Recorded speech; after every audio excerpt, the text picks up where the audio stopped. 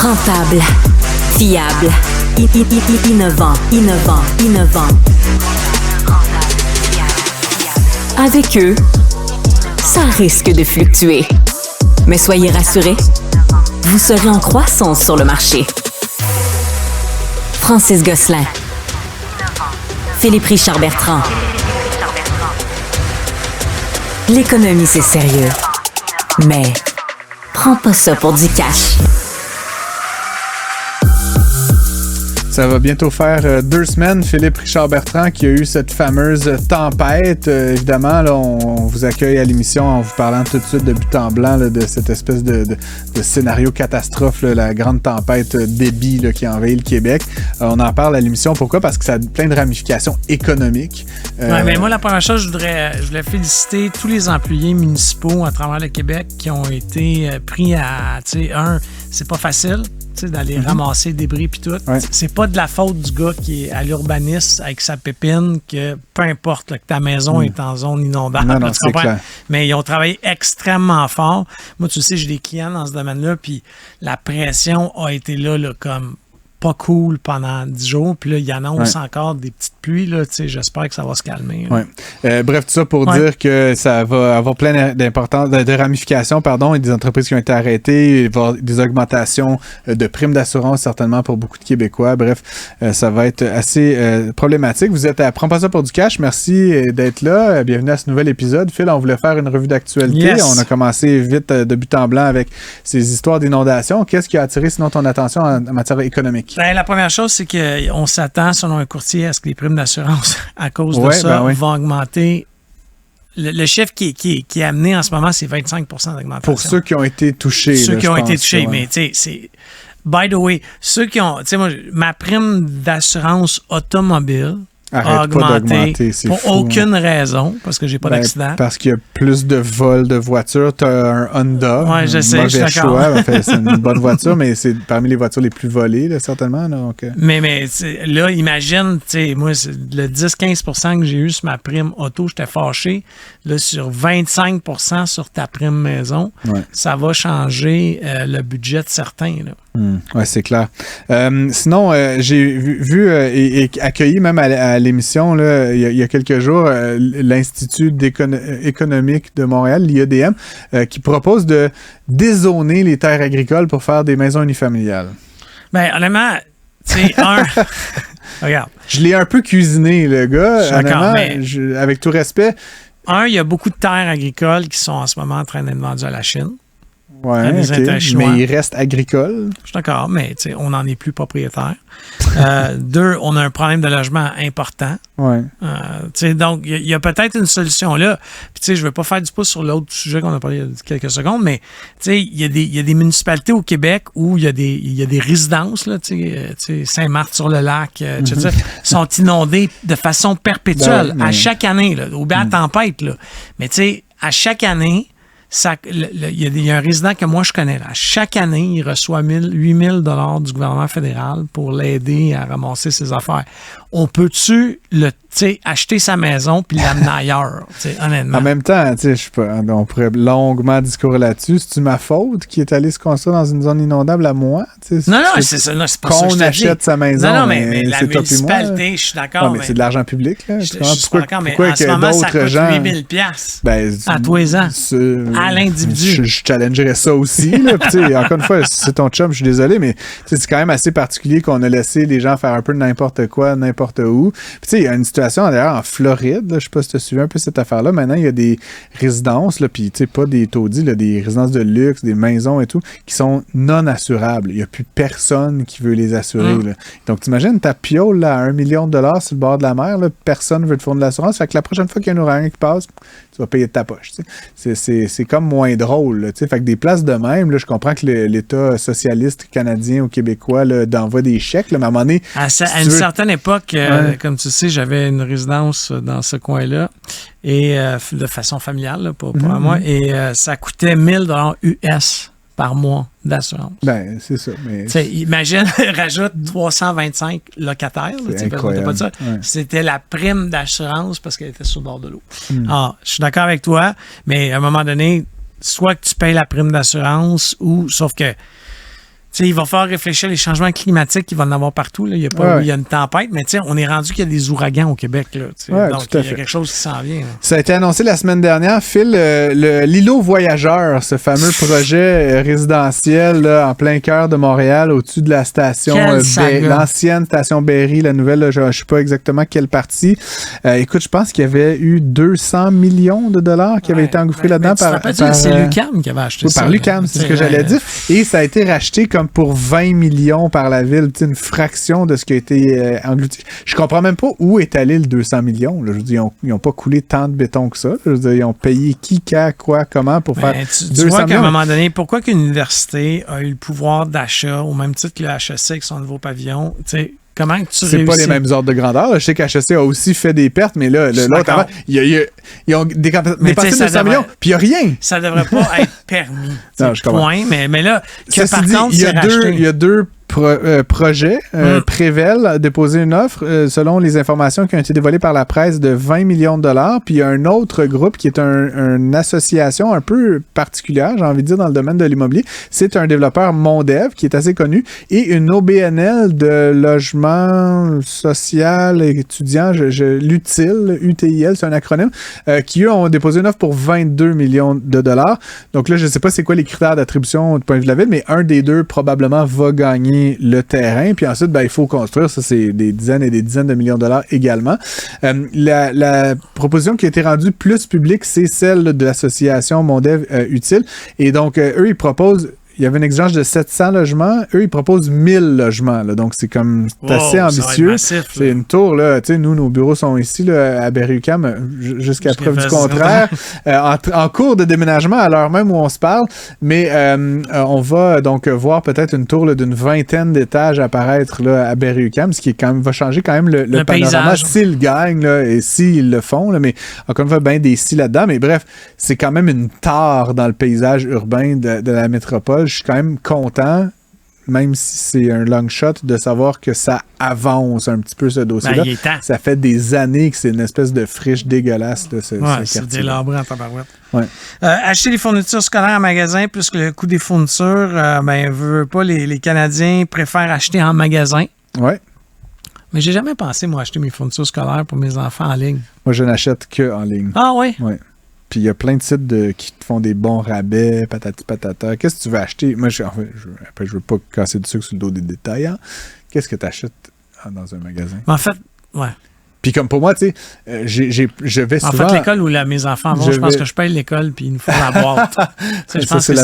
C'est la version Cadillac, là, mais tu sais, je vais souvent en magasin, souvent pour trouver des choses qui sont uniques ou que j'ai besoin immédiatement, mais franchement, le stylo, la boîte Prismacolor, le duotang bleu, je veux dire, c'est une commodité, là, tu comprends? Fait que pour moi, je vais au moins cher, puis entre nous, ce qui va m'être livré demain, le moins cher, en grande quantité, c'est souvent sur les sites. Puis je parle pas juste d'Amazon, là, il y a plein de détaillants, Bureau en gros, d'autres qui font des deals sur leur site qui sont des fois plus intéressants encore que ce qu'on retrouve en magasin.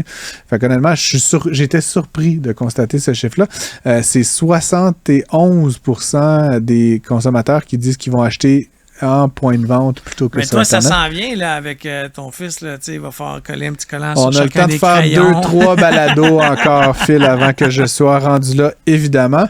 On enchaîne, Phil, puis peut-être on va se terminer là-dessus, mais il y a cette poursuite, ce recours collectif, ça date d'il y a quand même quelques semaines, mais un recours collectif qui a été intenté par des prisonniers auprès de Bell. Et là, tu sais, on découvre toujours des affaires abracadabrantes là, quand on parle de télécommunications au Canada. Bell a un genre de monopole dans les prisons ontariennes, si j'ai bien compris.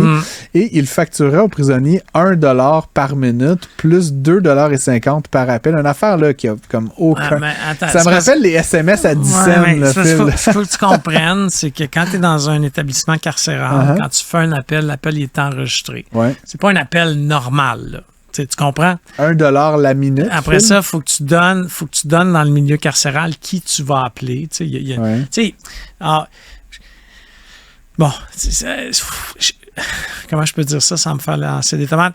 Je trouve pas que c'est tant cher pour le tu sais, il y a quelqu'un qu'il écoute l'appel. L'appel, il faut qu'il soit enregistré. Tu sais, c'est pas si simple. C'est pas comme dans les films qu'on voit, là, qu'il y a un téléphone avec un 25 cents. Là. Ça, c'est futile. Là. Ouais, mais je vais quand même te dire, Phil, et on le sait, là, puis je n'ai parlé avec quelques experts, là, ce qui se passe, c'est que c'est tellement prohibitif qu'il y a, dans toutes les prisons canadiennes, des centaines de téléphones cellulaires disponibles. Non, mais tu comprends que c'est pas mieux. Ce que tu dis, c'est genre la version là, de fanfaron, là, licorne, là, mais dans les faits, si tu as de quoi à dire qui est incriminant, whatever, tu prends un cellulaire de ton voisin de cellule, ou peu importe, puis il y en a apparemment, là, tous les jours, ils capturent des dizaines de cellulaires dans chacune des prisons. Donc franchement, je trouve ça un peu ridicule. Puis bref, encore une fois, à l'ère de l'intelligence artificielle, Phil, d'écouter, je trouve, c'est probablement le cas, là, mais je ne peux qu'être un petit peu trouver ça un peu ridicule qu'il y a quelqu'un qui est payé à écouter l'appel. Ouais, maman, je t'ai... Tu comprends, comme franchement, là, ça me semble être comme d'un autre siècle, là, si vraiment c'est ce qu'on fait. Et ça, à mon avis, ne justifie quand même pas 60$ de l'heure pour fournir une ligne téléphonique. En tout cas, personnellement, je trouve ça complètement abusif. Bref, ce qui m'a beaucoup intéressé là-dedans, c'est aussi de savoir que des prisonniers pouvaient intenter des recours collectifs. C'est quoi leurs droits? Est-ce qu'ils s'auto-représentent? Est-ce qu'ils vont en cours? Je trouvais ça. Évidemment, ils sont pas sans droit, là, les détenus, non, mais c'est pas non plus... c'est un peu particulier. Bref, moi non plus, je veux pas me faire lasser de tomates. Vous êtes à l'écoute de Prends pas ça pour du cash. Restez avec nous. On a des super bons invités aujourd'hui. On va apprendre des choses. On va découvrir des business assez originales et on se retrouve dans un prochain segment à l'instant. Un taux d'intérêt très élevé qui défie toute la concurrence du marché. Avec Francis Gosselin et Philippe Richard Bertrand. Prends pas ça pour du cash. On est toujours ravis d'accueillir des gens qui font des entreprises, disons, hors normes, on pourrait presque dire ça. Andréane Côté, tu es fondatrice de Meilleur, MEYEUR, bien-être, et tu as développé un jeu de conversation. Oui. Je t'avoue qu'à première vue, oui. qu'est-ce que ça mange? Moi, j'aime déjà ça. Là. Ah, j'adore. Mais c'est raconte-nous en normal. quelques mots, qu'est-ce que c'est concrètement que tu as développé, que tu commercialises? C'est super simple. Les jeux de conversation, c'est des outils, dans le fond, pour créer des liens humains dans toutes les sphères de la vie. Fait que ça prend la forme d'un paquet de cartes. Chaque carte, il y a une question. Puis le but, c'est de jaser, puis de prendre le temps, puis de se retrouver, de déconnecter. Fait que on en a pour différentes sphères de la vie. Au travail, en couple, en famille. Ça se prête vraiment à toutes les occasions. Peux-tu les montrer à l'écran? T'en as amené 2? J'en ai amené 2. J'ai apporté par le père Georges, qui est notre meilleur vendeur. Moi, j'aime ça. Table ronde, outil RH pour cultiver les liens humains. Il y en a combien en tout dans la... on est rendu à 8. 8 jeux de cartes. 8 jeux de cartes. Est-ce qu'on peut les ouvrir? Certainement. On est très tactile, comme tu peux voir, pendant qu'on t'écoute. Donc, 8 jeux de cartes. Jase. Si tu avais à écrire un livre, sur quel sujet porterait-il? Si tu startes là-dessus, on est ici jusqu'à demain. Okay? Mais c'est ça la beauté de la chose aussi, parce que nous, on est vraiment dans la simplicité. Tu sais, si tu pars toute la soirée sur ton thème, là, ben, le but, c'est pas de passer au travers du paquet, c'est vraiment de passer un bon moment. Fait que, ça l'amène dans toutes sortes de directions. C'est ça la beauté de la chose. Et donc, comment t'en es venu à développer ça plutôt que n'importe quelle autre idée? C'est comme toujours la question qui tue, là, mais comment on arrive à dire hey, je vais faire des cartes à jouer pour... C'est quand même ironique parce que j'ai lancé ça avec ma mère. On a eu l'idée confinés ensemble toutes les deux à Noël en 2020. Puis l'ironie, c'est que ma mère déteste les jeux de société. Fait que c'est vraiment un jeu pour tout le monde. Puis c'est que on avait passé tellement un beau moment, puis un moment de qualité surprenant là, dans le COVID de Noël un peu différent.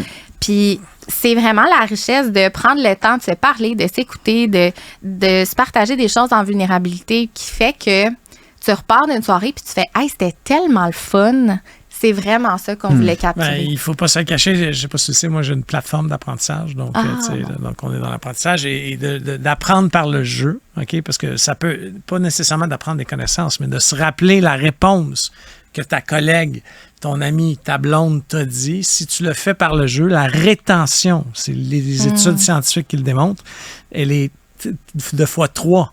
Tu vas 3 fois plus te rappeler parce que tu étais en train de faire un jeu, quelque chose qui était agréable. Alors, c'est sûr que je pense... Est-ce qu'il y en a une version pour plus entreprise? Ça, c'est RH. Oui. Ah oui, c'est RH. Excuse-moi. On en a 2, les tables rondes qui sont... On a l'édition Brise-Glace. Team building. Puis on a l'édition Team Building. Fait que ce soit accueillir quelqu'un qui connaît pas l'équipe. On veut pas que ça soit malaisant, mais on veut pas que ça soit quétaine non plus. Fait que nous autres, on a créé quelque chose pour ça. Puis Team Building, c'est pour une équipe qui travaille déjà ensemble. Ça, c'est des jeux qu'on a vraiment des beaux témoignages de directeurs qui ont rempli des postes parce qu'ils ont joué à Team Building, qui passent, tu sais, commencent leur meeting là, avec un 10 minutes de table ronde. Ça fait du bien un peu à tout le monde de pas tomber direct peut-être dans... Tu sais, un lundi matin de meeting, parler de chiffres, des fois, ça fait du bien de ease into it, là, avec un petit 10 minutes de table. Fait que là, dans le fond, tu conçois des cartes. Tu les fais produire. Oui, ben nous, on fait tout. Parle-nous je sais pas, d'un bout en bout, là, une business comme la tienne, avec 8 jeux de cartes, ça ressemble à quoi? On commence par le concept, naturellement. On crée toutes les questions, ma mère et moi, on brainstorm. On fait aussi... tester les questions par le groupe cible qu'on veut approcher. Okay. On fait aussi, si, par exemple, notre jeu table ronde, c'est plus spécialisé, on va faire vérifier par des professionnels dans le domaine où est-ce que le jeu va être utilisé pour être sûr que c'est pertinent et que c'est intéressant. Ensuite, c'est nous qui faisons le design graphique, les fichiers, on envoie en production, c'est imprimé au Québec, à Montréal. Bon. Puis on fait la distribution nous-mêmes. J'aime ça entendre ça. Quand on peut, c'est le fun. Cube Radio. Puis, est-ce qu'il est pensé faire des exemplaires en anglais? C'est déjà fait, en fait. Mais oui, parce que c'est tellement versatile. Les 8 éditions de jeux qu'on a en ce moment sont tous disponibles en anglais. Okay. Donc là, on peut les acheter sur le site? Oui. Puis est-ce qu'il y a de la distribution aussi, genre Renaud-Bré, autres? On a une cinquantaine de points de vente à travers le Québec. Là, j'imagine. On a la chaîne Indigo, la chaîne Signé Local aussi, qui ont des points de vente, puis une cinquantaine de boutiques indépendantes que vous pouvez aller encourager. C'est le fun aussi. Puis là, c'est ton gagne-pain? Absolument. Tu fais ça dans la vie? J'ai réalisé tantôt, ça fait 2 ans que je fais ça à temps plein. Ouais. Puis sans indiscrétion, est-ce que les ventes sont ton rendez-vous? En d'autres mots, est-ce que ça te permet d'en vivre à ce stade-ci? Oui, on en vit, ma mère et moi, depuis 2 ans. À temps plein, on est là-dedans. C'est sûr qu'on est encore une start-up dans les premières années. Fait que c'est vraiment des grands défis, la gestion du cash flow et tout, c'est sûr. Mais on arrive à en vivre les deux à temps plein. Ça se vend combien par tous les jeux se détaillent 29 $29. Je suis sur le site, Phil. Je suis way ahead of you. Mais, et puis là, si on te réinvite dans 5 ans, là, tu vas nous raconter quoi? Là? Ah, mon Dieu, j'espère que je vais vous raconter des histoires que les gens ont été vraiment touchés. C'est vraiment ça qui nous nourrit le plus. On va avoir encore plusieurs jeux, peut-être d'autres types d'outils, puis fort probablement aussi qu'on va être vendu dans d'autres pays. Ah oui, OK. Dans 48 langues. Oui, tu sais, c'est tellement versatile. Les connexions humaines, tout le monde recherche ça, je pense. Fait que on est en mode exploration. Très intéressant. Puis là, tu disais, cash flow, croissance, c'est juste ta mère et toi pour l'instant. Est-ce que vous avez envisagé de faire un partenariat, d'avoir des investisseurs, parle-nous un peu de la stratégie de l'entreprise. C'est un défi. C'est un défi parce que, tu sais, nous, dans... Les dragons, peut-être? Oui, on nous en parle beaucoup, mais on est tellement en croissance que c'est difficile de faire des projections. C'est difficile de se fier sur notre année précédente pour avoir une idée de où est-ce qu'on s'en va parce que, tu sais, la première année, j'étais pas là à temps plein. L'année d'après, je pense qu'on a fait comme 500% d'augmentation. Tu sais, ça va assez vite que ça apporte vraiment beaucoup de défis. Fait qu'on est encore toutes les deux. Éventuellement, on n'aura pas le choix d'avoir des bras de plus parce que ça fait beaucoup de chapeaux. Ouais. Mais en ce moment, c'est ça. Puis on verra pour la suite.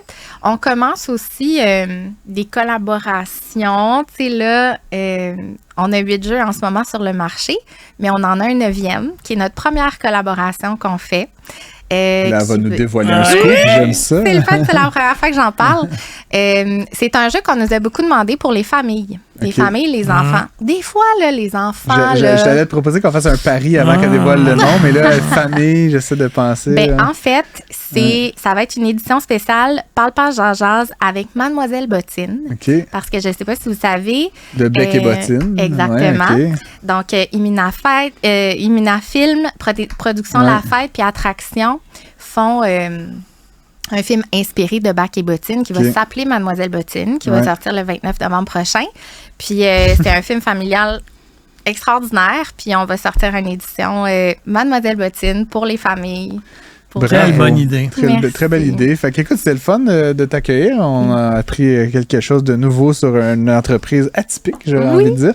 Puis on garde ça précieusement. Phil, on s'en fera une petite séance. Ouais, moi, si je vais devenir un client, c'est fin. Vous me direz comment ça s'est passé. Merci Andréane Côté d'être venue à l'émission. Je rappelle qu'il est fondatrice de Meilleur Bien-être. Et donc, c'est magnifique jeu de cartes qu'on peut retrouver meilleur.com.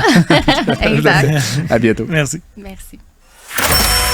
Francis Gosselin, Philippe Richard Bertrand. Le seul duo qui vous redonne vraiment la monnaie de votre pièce. Il y a de plus en plus d'entreprises qui, pour s'organiser à l'interne, leur stratégie, leurs opérations, utilisent une méthodologie qui, moi, m'intrigue énormément, le Entrepreneurial Operating System, le EOS. C'est une méthodologie qui a été popularisée par l'entrepreneur en série et auteur Gino Wickman dans son livre Traction, que je vous recommande d'ailleurs vraiment de lire. Un super bon livre, ça se lit vite, ça se lit bien. Et dans plusieurs livres par la suite, là, où il explique plein de facettes de ça. Pour en parler, on a certainement un des experts de cette méthodologie-là au Québec, qui est aussi un entrepreneur en série, quelqu'un qui fait croître des business, Patrick Lauzon de chez Substance Grise, c'est ça, Patrick? Oui, merci. Bienvenue à l'émission. Peut-être avant de rentrer dans EOS, on voulait en savoir un petit peu plus sur toi, ton parcours, d'où tu viens, où tu vas. Raconte-nous en quelques mots là, ton histoire, Patrick. Rapidement, Patrick Lauzon, j'ai deux parcours. J'ai un parcours où ce que j'ai été exécutif dans les grandes entreprises, entre autres ici chez Québécois. Chez Québécois, oui. Mais dans plusieurs autres entreprises. Et puis par la suite, j'ai bifurqué, puis j'ai vraiment tombé dans une veine entrepreneuriale, où ce que j'ai eu plusieurs entreprises allant d'une boulangerie à des compagnies technologiques. Okay. Et puis un peu avant la COVID, j'ai tout vendu. Et puis, j'ai décidé de passer de travailler dans les entreprises à travailler sur les entreprises. Puis, une des choses que j'ai commencé à faire, on en discutait tantôt, c'est vraiment d'aider les entreprises avec leur structure de gouvernance, vraiment le conseil d'administration, un comité aviseur et tout. Mais j'ai vite réalisé que autant que je pense que c'est une bonne idée, il y a plusieurs entreprises qui n'étaient pas prêtes à se doter d'un comité aviseur ou un conseil d'administration et il y avait besoin de s'organiser beaucoup plus à l'interne. Avant de s'entourer de gens smart pour leur donner des... Mais, puis aussi leur dire où ce qu'ils voulaient aller. Ouais. Donc définir un peu leur vision à long terme pour que d'autres personnes puissent les aider à s'élever à ce niveau-là. Je comprends. Parlons-en, une petite parenthèse, là, mais justement, comité conseil d'administration, comité aviseur, j'ai le sentiment qu'il y a de plus en plus d'entreprises qui ont recours à ces formules-là. Est-ce que c'est ton observation aussi? Est-ce que ça gagne en popularité? Comment tu vois ça? Moi, je pense qu'il y a une évolution dans le monde des affaires. Ouais. Il y a beaucoup de monde qui ont de l'expérience. Le monde est beaucoup plus compliqué qu'avant. Ça roule plus vite. Il y a un manque d'expérience. Le monde qui reconnaît qu'il y a beaucoup de choses qu'ils ne savent pas, bénéficie beaucoup d'aller chercher de l'expertise pour vraiment les aider à s'élever puis à découvrir des opportunités. Moi, je me demandais, tu sais, on parle justement des difficultés des entrepreneurs. Avant qu'on tombe dans EOS, Francis a écrit un article sur la semaine de 28 heures, tu sais, qui a coulé beaucoup d'encre. J'ai appelé ça la semaine de 4 jours. Après le nombre d'heures, you do you. Non, mais tu sais, parce qu'il y a des gens qui font 4 fois 10 heures. Tu sais, fait que c'était pas une critique sur les heures autant que sur la manière d'organiser le temps. Là, mais il y a de plus d'entreprises que ce qu'ils offrent, c'est t'es payé 40 heures, mais t'en fais 28. Puis moi, j'ai eu la t'es payé le même prix, en tout cas. Ouais, t'es payé le même prix, mais tu travailles moins. Mais, tu sais, à un moment donné, moi, comme entrepreneur, tu sais, nous, on l'a fait le calcul au bureau, là, puis je comprends les revendications de certains de nos employés. Toi, travailles-tu 40 heures? Nous, ils travaillent 40 heures. T'es comme un esclavagiste. Ouais, c'est total. Patrick. Non, mais je vais juste voir, toi, les autres entrepreneurs que tu côtoies, est-ce qu'ils ont eu à réfléchir à ça? Parce que, tu sais, l'article de Francis démontrait, là, dans les années 70, le monde travaille 80 heures. Tu sais, il y a comme une diminution. C'était par année, là, je fais mon chapeau d'économiste, c'était 3000 heures en 1870. Mais ouais, c'est dans les mines, là, puis on mourait à 40 ans. Là, mais de 3000, on est passé à 2000 dans les années 70, puis là, à 1700 aujourd'hui au Québec. Puis évidemment, l'idée de retirer une semaine, ça nous emmènerait à genre 1300, 1350. C'est quand même une slide pas pire. Là, après ça, on se demande pourquoi on est moins productif au Québec. Qu'est-ce que tu penses de tout ça, Patrick? Là? Je pense qu'il y a beaucoup de choses qui changent, puis la COVID a accéléré beaucoup ces éléments-là. Il y a la semaine de 3 jours, la semaine de 4 jours, combien de jours tu travailles à la maison, combien de jours tu travailles au travail. Donc, il y a beaucoup de choses qui changent. En bout de ligne, une entreprise, c'est une personne légale. Et puis, cette personne-là a besoin d'un entourage pour la faire évoluer. Des actionnaires qui vont contribuer financièrement et tout, mais des employés qui vont ramener du savoir et tout. Pour que le monde en tire un bénéfice, à long terme, il faut que l'entreprise réussisse. Donc, si tout le monde prend de l'entreprise, malheureusement, elle risque de faire faillite, puis tout le monde est perdant là-dedans. Il faut qu'ils donnent plus qu'ils prennent, mettons. Pour le long terme, il faut qu'ils donnent plus qu'ils prennent. C'est comme élever un enfant, c'est comme, au début, tu lui donnes beaucoup, tu l'aides jusqu'à temps qu'il ait 18 ans, des fois plus, puis après, tu espères qu'il va évoluer lui-même, puis éventuellement, s'il réussit, mais tu vas en bénéficier de la joie, puis peut-être financièrement, on ne sait pas. Mais pour une entreprise, il y a beaucoup de monde qui veulent leur bien-être personnel très rapidement. Et puis, si l'entreprise réussit pas, ça va être très difficile. Moi, la seule affaire que je vois, c'est si le monde travaille moins, c'est parce qu'ils sont capables d'être plus efficaces, plus productifs pour aider l'entreprise à aller chercher le même niveau ou plus en faisant moins d'heures. Je comprends. Revenons donc peut-être à parler de ce EOS là, donc, dont je parlais en introduction. C'est le livre de Wickman, ça fait presque 20 ans maintenant qu'il a été publié, 2007 de mémoire. Ouais. Donc, tu utilises cette méthodologie-là. Toi, tu disais que tu accompagnes des entreprises, tu travailles sur des entreprises, comme tu l'expliquais. C'est quoi l'importance d'un instrument ou d'une méthodologie comme ça dans le monde des affaires aujourd'hui?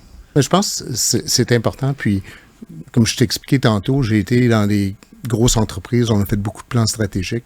Souvent, on mettait beaucoup d'efforts pour faire le plan stratégique, le présenter au board, on était fiers, on avait fait un beau document, on prenait le document, puis on le mettait dans le filière. Personnellement, j'en fais et c'est ma hantise. Ouais. Pour moi, un plan stratégique, c'est pas un truc qu'on fait sur la comète puis qu'on met au recyclage après. Là, effectivement, je pense que OS permet, c'est après de faire vivre le plan. C'est ça? De l'opérationnaliser. Ouais. Donc c'est un des éléments que j'aime beaucoup de OS, c'est en bout de ligne, on fait le plan stratégique, on fait le 20-80. Donc, on fait le 20% des efforts qui génèrent 80% des activités.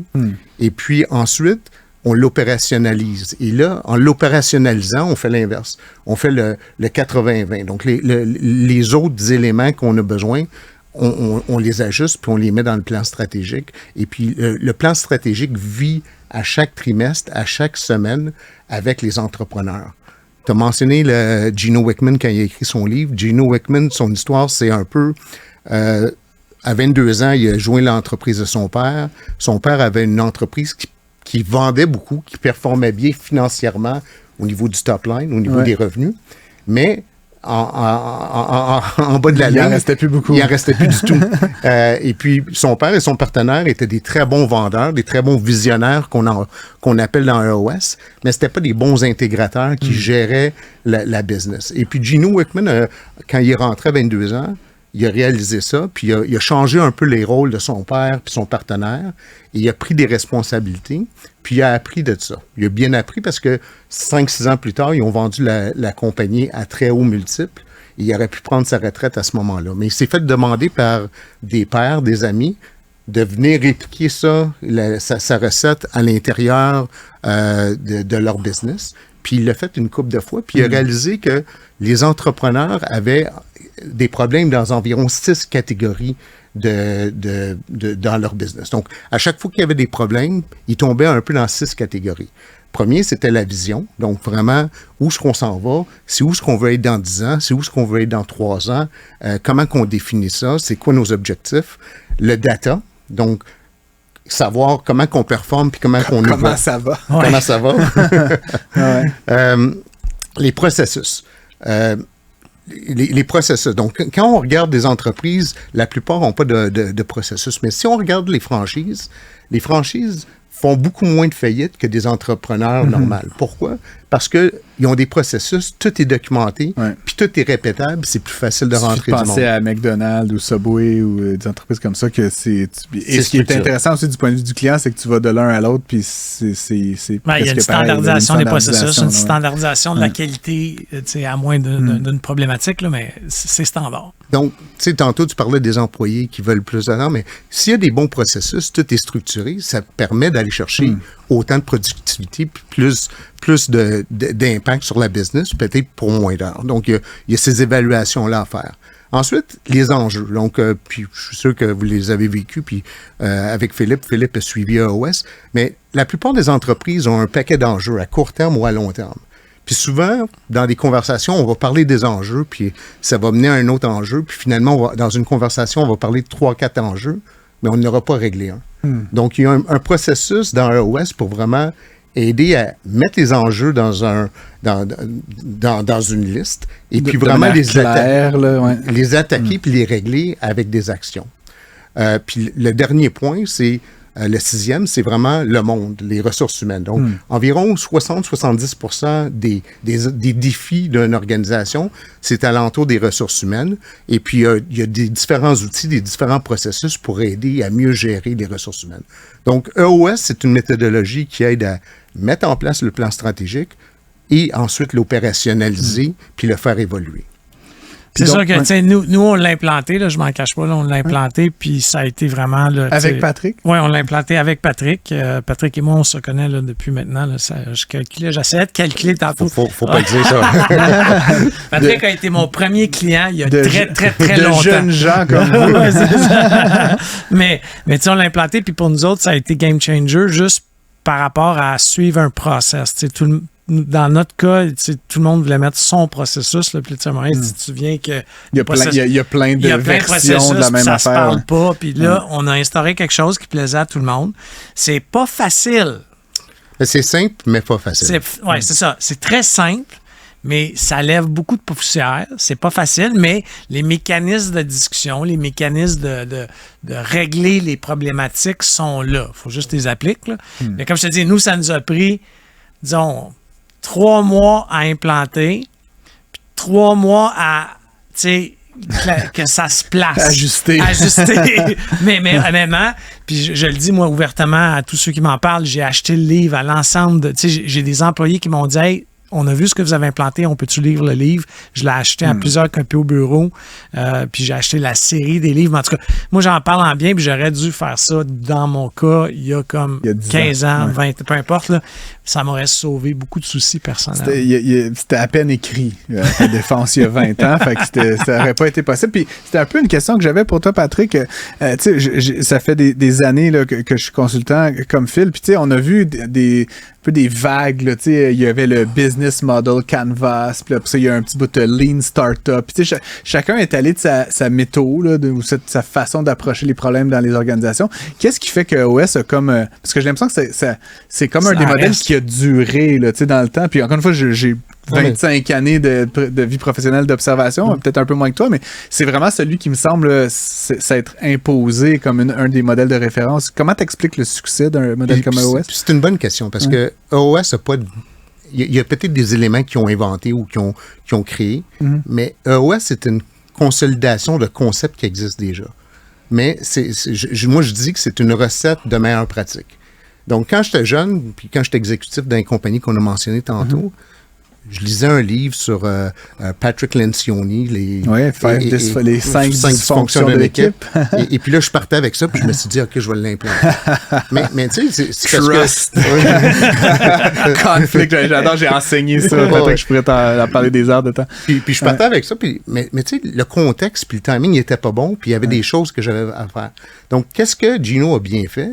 C'est qu'il a pris beaucoup de ces concepts-là, Puis il a créé une recette, puis il l'a séquencé, puis dosé pour vraiment aider les entrepreneurs puis les entreprises à l'implanter correctement au bon moment avec les bons outils.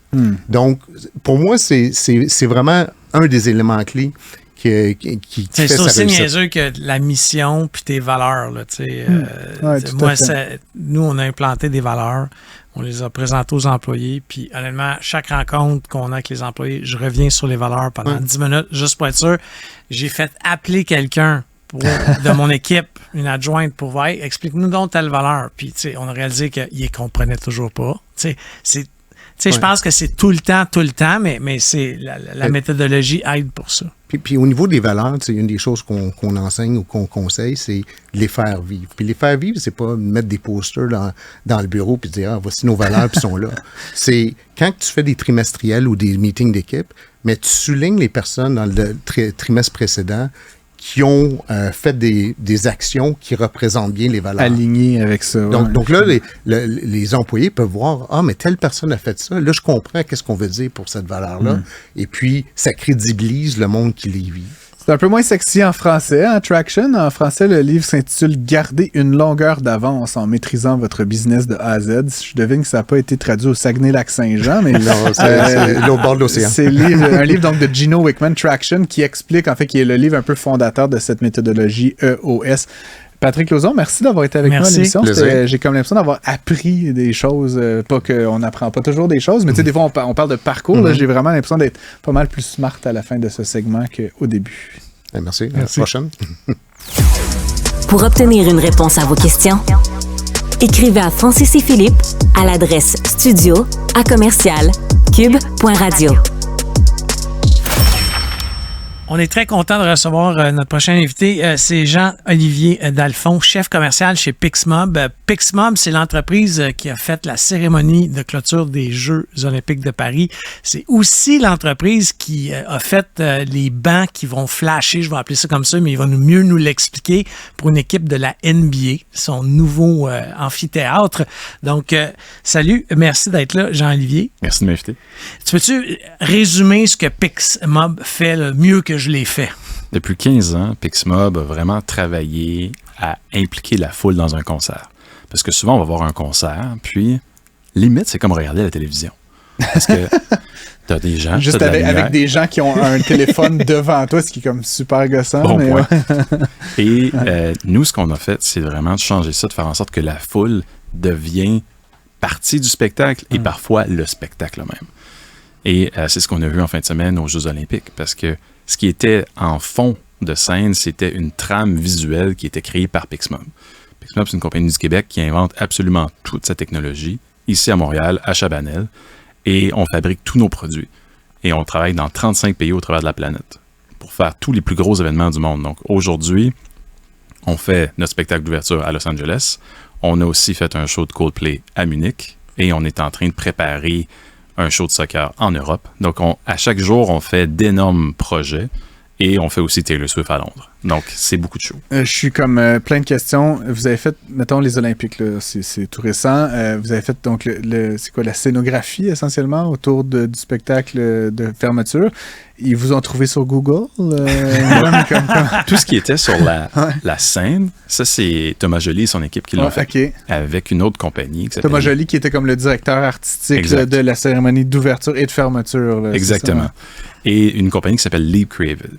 Nous, ce qu'on faisait, c'est que chaque personne qui était dans le stade avait un bracelet lumineux qu'on a inventé. Et chaque personne dans le stade le portait. Et nous, on utilisait la trame visuelle. Donc, tous les points que vous voyez dans l'audience, c'était un bracelet québécois, Pixmob, que l'on a fait. Par-dessus ça, ce qu'on a fait, c'est qu'on a créé une façon de faire du vidéo dans la foule. Donc, maintenant, les stades vont devenir des écrans vidéo à grandeur humaine. Hey, on est loin de notre briquet, là. Ah ben... Dans le temps. Mais ça a commencé par là. C'est ce que ça pogne moins en feu quand c'est la batterie. Hein. Puis, tu sais, tu parles de grands noms, là, Taylor Swift, Coldplay. Est-ce que tu sais, c'est comment de travailler avec ces artistes-là? Ça doit être hyper exigeant. Là. Mais tant mieux, parce que c'est ce qu'on veut. Ces gens-là nous poussent.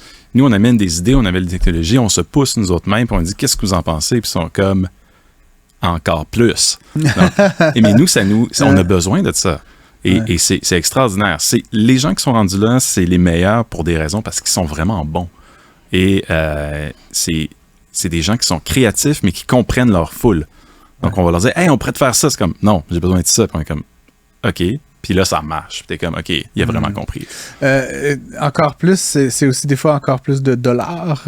Comment vous travaillez justement? Parce que tu dis vous inventez quasiment à chaque fois quelque chose. Comment vous faites pour déjà faire de l'argent? Là, je veux dire, face à une forme d'inconnu, on crée quelque chose de nouveau.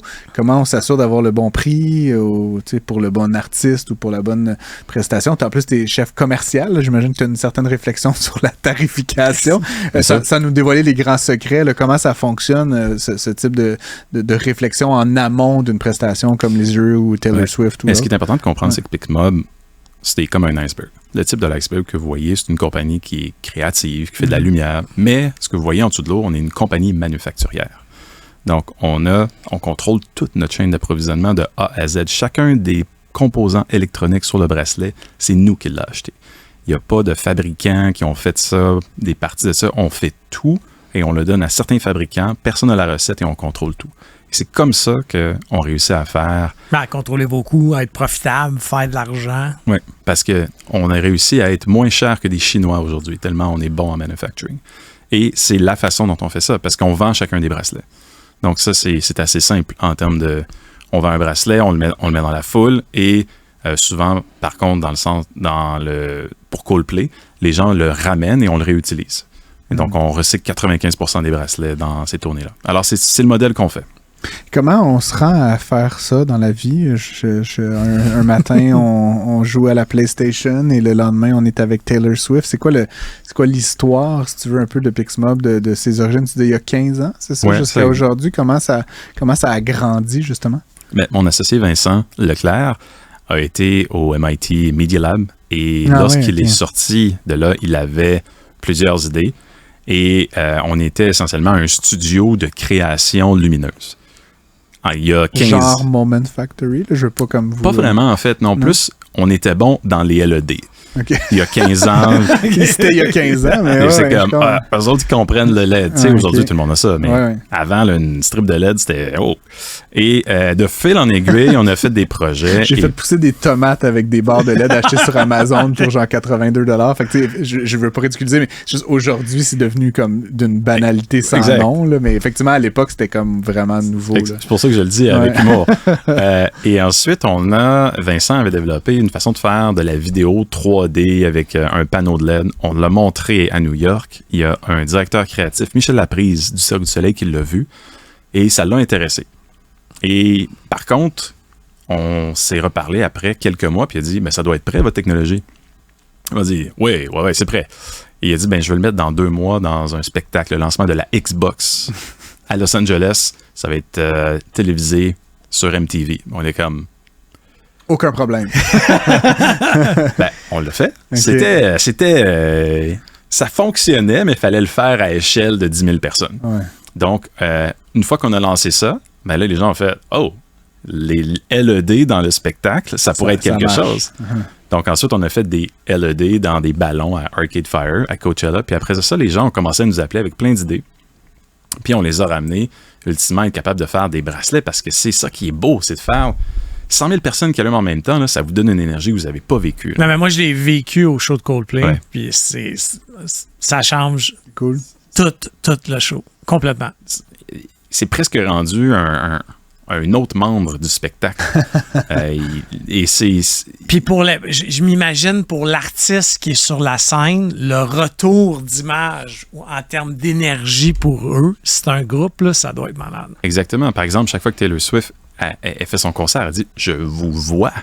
Parce que sinon, l'artiste, il y a des lumières dans le visage, il voit rien. C'est noir, là, c'est ça, c'est intéressant. Là, vous avez poussé ça à un niveau additionnel, OK? Puis là, c'est pour ça là, que je t'ai trouvé sur le web, je t'ai cherché, c'est que là, vous avez pris cette technologie-là, corrige-moi là, si je résume mal, mais vous l'avez mis dans les appuis-coudes d'un banc permanent dans le nouveau stade, dans un nouveau stade de la NBA. Exactement.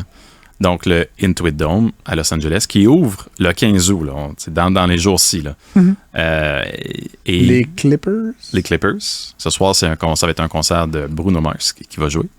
Et il faut penser que le propriétaire des Clippers, c'est Steve Ballmer, l'un des deux cofondateurs de Microsoft. Il a bien gagné sa vie. Oui. Et, je pense que plus que nous trois ensemble, là, probablement. Ouais. Et, un ou 2-0 de plus, en fait. Je connais pas ta vie, là, mais je vais faire une hypothèse. Et lui, il voulait faire le Intuit Dome comme un legacy. Et le faire le plus avancé possible. Il s'est dit, il n'y avait pas de limite. C'était comme, qu'est-ce qu'on peut mettre dans ça qui va être comme fou? Puis à un moment donné, on était dans un meeting, puis on dit, si vous amenez du courant dans chacun des sièges, nous, on peut faire de quoi de incroyable. Parce qu'on l'avait fait aux Sharks à San Jose, mais c'était à batterie, donc ça a une durée limitée. C'est 50 games, quand même pas mal, mais là, on va pouvoir le faire tous les soirs de concert. Donc, ils ont dit, OK, on a mis du power. Après ça, ils ont dit, mais est-ce qu'on pourrait rendre ça interactif avec des données? Comme, oui. Et donc, j'aime le genre de can-do, tout est possible. Là, ouais. Et donc là, chacun des armrests, le fil de connexion Internet que vous avez chez eux, là, chaque armrest en a un. Alors, chacun de ces bras-là est connecté en temps réel avec des serveurs pour faire des jeux collectifs. C'est comme... C'est incroyable. Si on se rappelle, il y a quelques années, le premier investissement que M. Gillette avait fait quand il a acheté le Canadien de Montréal, c'était de mettre le Power Ring à l'époque. Là, je vous ramène. Et ça avait complètement changé. Le Power Ring. Le Power Ring, c'est toute la bande lumineuse. Ah oui, d'accord. Okay. Mais juste ça avait complètement changé. Puis encore plus, c'est haut. Imagine là, ce que tu peux faire avec les appuis-coudes sur l'ensemble des sièges. Ça doit être complètement malade. Puis, si on l'amène à un niveau le plus élevé, c'est essentiellement investir dans les fans. On parle là, post-COVID, les gens ont envie de sortir, mais ils ont vraiment envie de sortir et les équipes de sport, ils compétitionnent avec plein d'autres choses. Le soir, tu peux aller voir un concert, tu peux aller, les artistes, tout le monde est en tournée tout le temps. Donc, faire en sorte d'avoir un aréna qui amène les gens pour vivre une énergie avec d'autres personnes. C'est vraiment ça. Nous, on appelle ça de la joie collective. Tu es dans un spectacle, tu es dans un concert, puis tout le monde est connecté à la même affaire. Il se passe de quoi que tu vis pas dans ton salon. C'est quoi les prochaines étapes? Là? C'est quoi la prochaine étape qui pourrait être... Je comprends qu'il n'y a pas de limite à votre créativité, là, mais est-ce que vous pensez doubler la business? Le côté plus business de la chose? Je te dirais que notre objectif, c'est qu'il y ait du Pixmob dans tous les shows de la planète. Donc, il reste un long chemin à faire. Oui, c'est ça. Vous êtes dans quelle proportion des shows actuellement? Là? Mais au début, on était comme dans peut-être le 0.01% des spectacles. Là, on faisait des shows à Las Vegas de EDM. Là, tranquillement, on a commencé à faire des tournées pop. On a fait Taylor. Puis là, c'est rendu qu'on fait beaucoup de genres. On est très fort dans le latin. On a rentré dans le country aujourd'hui. Cette année, on est rendu à faire des tournées d'artistes espagnols que vous connaissez pas. Là. On fait aussi des tournées d'artistes japonais. On veut rentrer dans toutes les tournées. La plus grande artiste allemande, Helen Fischer, je veux faire sa tournée. Je veux tout plein d'artistes qu'on connaît pas, que vous n'avez pas besoin de connaître. Nous, on va être partout. Je comprends. Parlons un petit peu de la business à l'intérieur. Là. Il faut des gens pour faire tout ça, j'imagine. Comment vous organisez le travail? Puis, là, tu parles de tournée, là, donc j'imagine que ça vous permet d'avoir une forme de récurrence. Là, mais il y a aussi un peu, les Jeux olympiques, c'est comme... C'est une fois, là, fait que c'est beaucoup d'efforts, puis le lendemain, c'est comme fini. Comment vous gérez, le... Deuxièmement, y a-t-il quelqu'un de votre équipe qui tourne avec Taylor Swift? J'essaie de saisir comment ça fonctionne. Mais au niveau de la tournée, donc, par exemple, avec Taylor Swift, c'est 2 années. On va faire 150 stades. Donc, on a 3 ou 4 personnes, ça dépend des pays où on va, juste ça, là. qui sont avec elle, puis qui sont avec l'équipe, puis qui s'en occupent. Et, ils sont payés des salaires décents puis logés à l'hôtel, c'est quand ça coûte 2-3$ quand même. Là. Oui. L'économiste en moi fait des calculs sur le coin de la napkin. Les artistes qui investissent beaucoup dans leurs fans, c'est eux qui font le plus d'argent au final. Oui, je comprends, mais je dis votre point de vue, c'est 3-4 personnes. Parce que toi, il faut que tu payes. Plus le hardware, plus tout ça. C'est ça, c'est des millions de dollars. Là, oui, on est dans les dizaines de millions de dollars. C'est ça, OK. Et... pour un deal, Mais souvenez-vous que les artistes font seulement de l'argent maintenant en faisant des concerts. Ouais. C'est vrai. Ils ne font plus d'argent en vendant de la musique. Ils ne font plus d'argent en faisant d'autres sortes de deals. Alors, ils veulent que lorsqu'on paye 500 $ pour aller voir un concert et que l'on paye une minuscule fraction de ça pour avoir une expérience, c'est très puissant.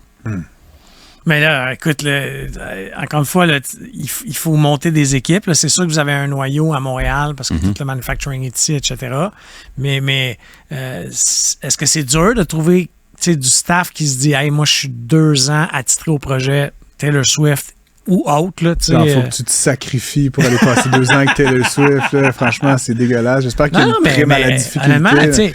C'est ça que c'est trippant, mais tu as des enfants, tu fais quoi? Ouais. Mais ce qui est le plus important pour nous, c'est de trouver les gens qui sont alignés avec nos valeurs. Et une des raisons pourquoi on réussit dans cette industrie-là, je crois que c'est une valeur qui est québécoise, c'est la valeur de l'humilité.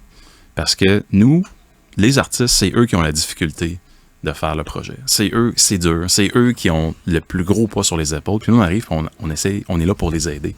Puis on cherche des gens comme ça, puis on les trouve. Mais ça prend le temps que ça prend.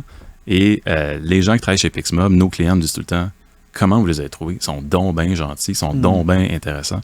Et c'est très, très, très important pour nous. Vraiment intéressant. Fait que vous êtes combien, là, finalement, aujourd'hui? On est 150. 150, puis il y a une proportion non négligeable de ça qui se balade aux 4 coins de la planète. Oui, on est assez international, disons. Oui, c'est cool. Puis est-ce que vous cherchez des gens? Absolument. Quel genre, ouais. Genre, si moi je veux aller faire le tour avec Taylor Swift, là, je peux-tu t'envoyer mon CV? Ou Ben, on va se parler, oui. Ça a l'air d'avoir de bonnes valeurs. Mes valeurs sont impeccables. Mais blague à part, c'est comment on fait pour appliquer, je veux dire, est-ce que vous avez carrément des postes spécifiques ouverts? Je pense qu'on a une quinzaine de postes ouverts en ce moment. OK. Là, en fait, on va probablement augmenter l'effectif de 34% d'ici à la fin de l'année. Donc, on devrait passer à 200 parce qu'on a vraiment beaucoup de clients à servir. Donc, c'est des gens qui sont spécialisés dans soit le spectacle, la R&D parce qu'on fait tout à l'interne, et bien sûr le commercial. Donc, à tous les niveaux. La relation avec tous ces clients-là. Puis, quand tu dis des profils, c'est quoi les qualités techniques, mettons? Qu'est-ce qu'il faut savoir faire? C'est de l'éclairage, c'est de la micro-informatique, c'est donne-nous un peu le Ceux qui vont tourner, profil, c'est des techniciens d'éclairage, des techniciennes d'éclairage.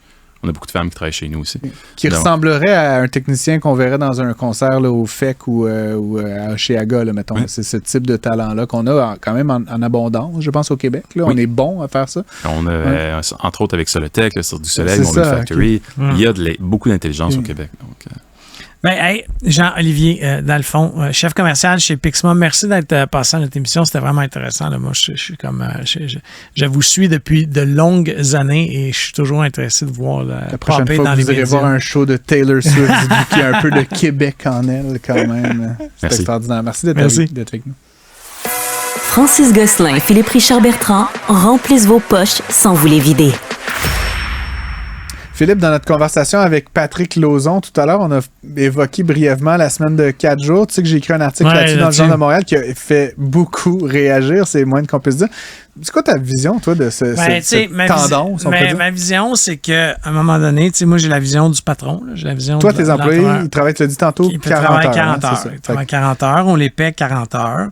Là, je pense qu'on offre de bonnes conditions de travail, puis on offre des beaux avantages sociaux, puis tout ce qui vient avec. Ouais. Par contre, à un moment donné, notre modèle d'affaires à nous est basé sur une rentabilité établie par le nombre d'heures travaillées.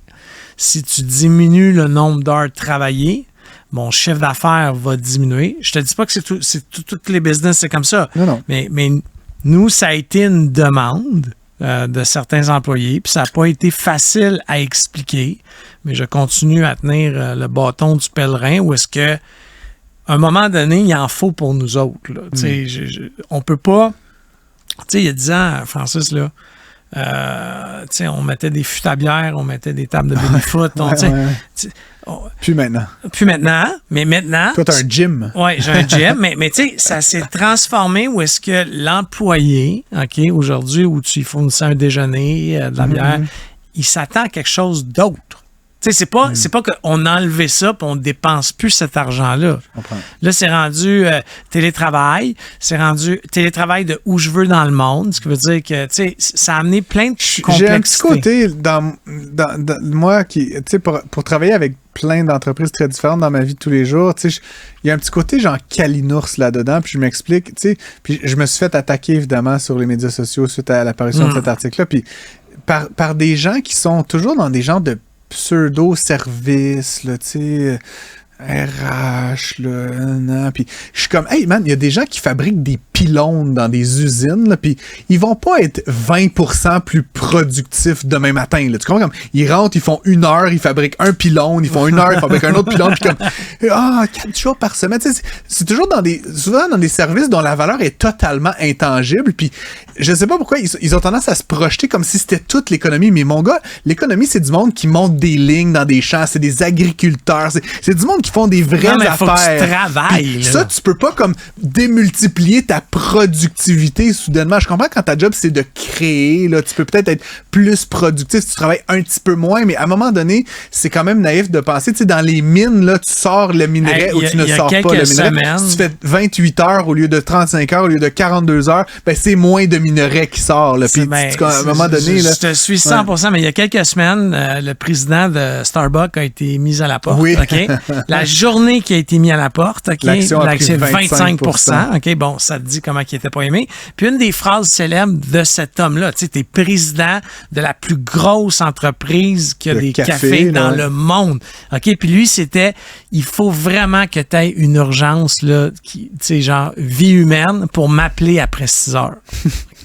Tu comprends? C'est quand même étonnant. Je connais des entrepreneurs de beaucoup plus petites business. Mais... Puis en tout cas, tu sais, je respecte, puis notre ami Dominique Gagnon a écrit sur la santé mentale, puis le droit à la déconnexion. Puis tu sais, je respecte énormément. Mais puis ce que j'observe, by the way, puis on va se laisser là-dessus, Phil, mais tu sais, plein de mes collègues, amis, clients, entrepreneurs qui ont flirté et pire encore, mis en place la semaine de 4 jours. Guess what? Les entrepreneurs eux-mêmes, les vice-présidents, les directeurs, tu penses-tu qu'ils travaillent 28 heures par semaine? Non. Ça devient une affaire où finalement les exécutifs, les dirigeants, les fondateurs... Moi, j'ai parlé à une compagnie de Québec là, pour le peu de travail qui est réalisé par leurs employés. Son comité de direction était passé...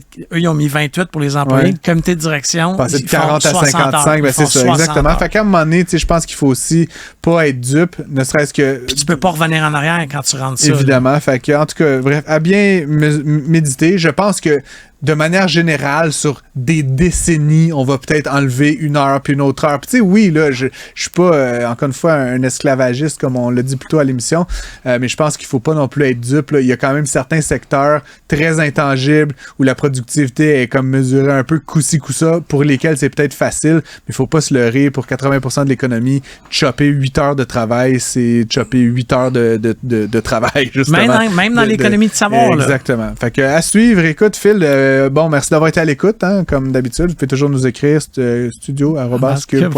J'ai dit ça 1000 fois, je suis encore mélangé. Vous pouvez nous envoyer un texto ou nous trouver sur les médias sociaux, évidemment. Envoyez-nous vos recommandations, vos questions, tout ça. On se retrouve pour plein d'épisodes dans les prochaines semaines. Tous les épisodes de Prends pas ça pour du cash sont disponibles en podcast sur l'application et le site cube.ca.